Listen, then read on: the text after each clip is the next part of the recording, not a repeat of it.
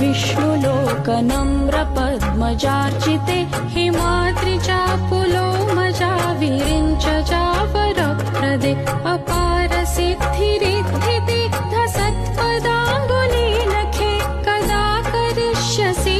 मा कृपा कटाक्षभाजनम् मखेश्वरी क्रियेश्वरी स्वधेश्वरी सुरेश्वरी त्रिवेदभारतीश्वरी प्रमाणशासनेश्वरी रमेश्वरी क्षमेश्वरी प्रमोदकाननेश्वरी व्रजेश्वरी व्रजाधिपे श्रीराधिके नमोऽस्तुते इतीममद्भुतं स्तवं निशम्य भानुनन्दिनी करोतु सन्ततं जनं कृपा